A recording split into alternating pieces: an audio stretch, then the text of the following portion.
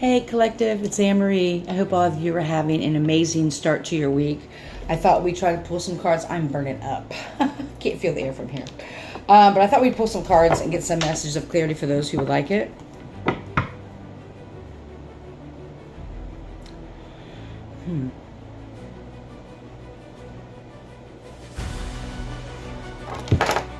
What do you need to surrender to?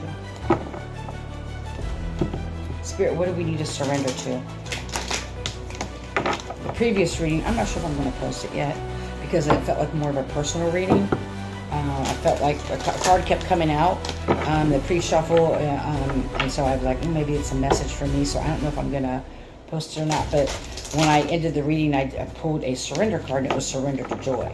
So what does the collective need to surrender to, Spirit? Well, horses may be significant to you. You may be a fire sign or resonate a lot with fire, the desert. Surrender to your fear of change.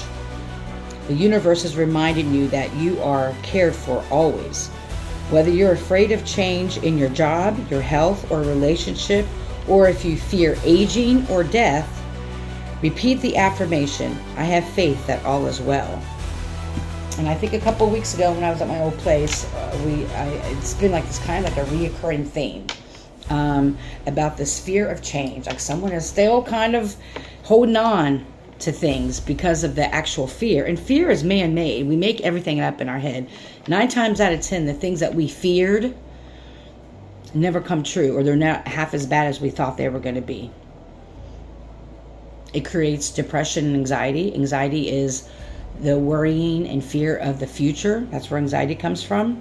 Depending on who you talk to, that's just my belief. And depression is focusing on your past and not being able to change and let go of past things. And so when we're able to take a look at, oh, okay, was that what it is, Spirit? Someone is looking on the past of times they tried to change certain things and it didn't work out in your favor, so that may be increasing symptoms of depression. And also focusing so much worrying about future worrying about things. Like if I change this, or if I make these changes, like what's going to happen? And then a bunch of anxiety comes up, and then symptoms of anxiety. Thank you. And what happens is when you start to have that anxiety about change, then you just stop yourself in the track. Like I can't move through this anxiety, these feelings of anxiety. And so hold on, someone's calling. I have to take. I apologize for that. And so sometimes what happens is that it's the symptoms of anxiety that prevents us from making that change. And what Spirit is saying is like, you may want to take a look at, first of all, when you start to feel that anxiety, for some of you, it's really time for you to start working through that and push through it. I'm not trying to be like, pull yourself up by the bootstraps and dismiss, dismiss what you're experiencing and feeling. But if you always stop yourself when you're experiencing those feelings of anxiety or those feelings of depression, if you just stop yourself right then and there, then that's where you kind of prevent yourself from that growth, that deeper healing work that's needed.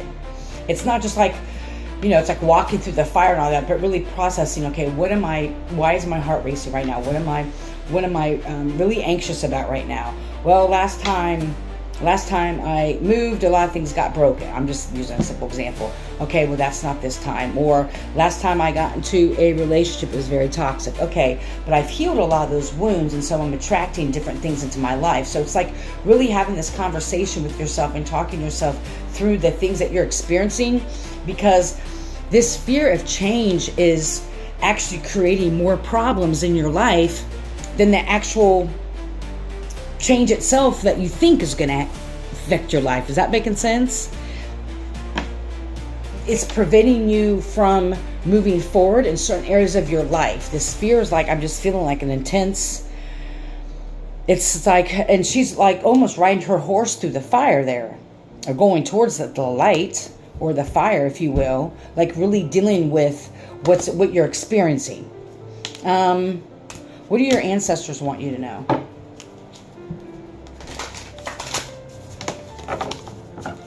What do your ancestors want you to know?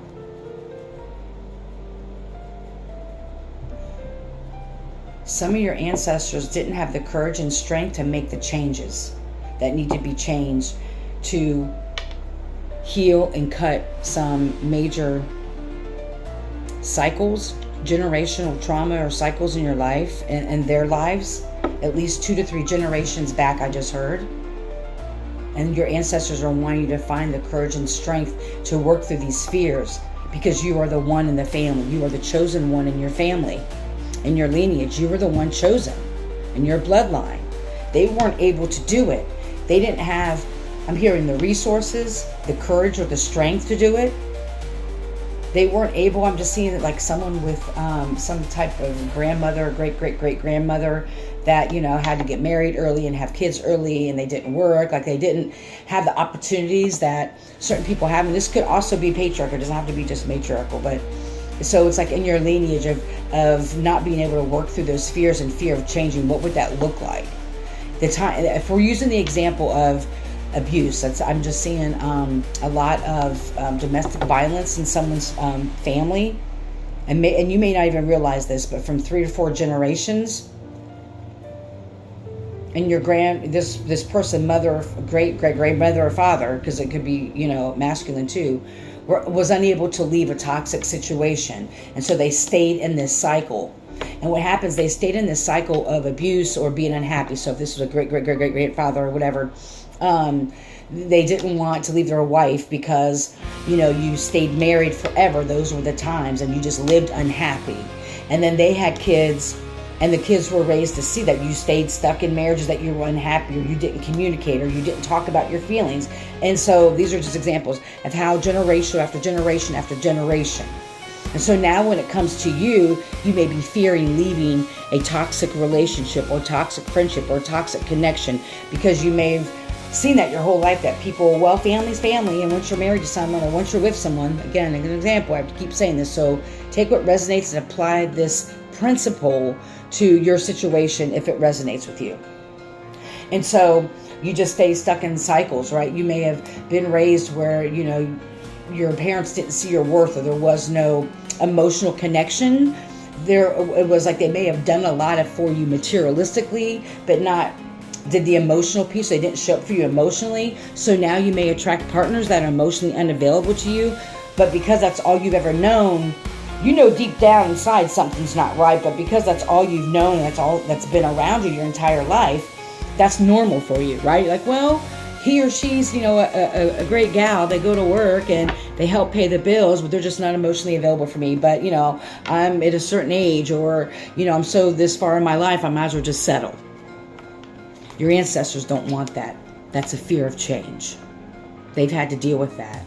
And I've said it again, and I'll say it over and over. I've said it many times, I'll say it over and over again. You are crying the tears your ancestors couldn't cry. You're fighting the fucking battles that they couldn't fight.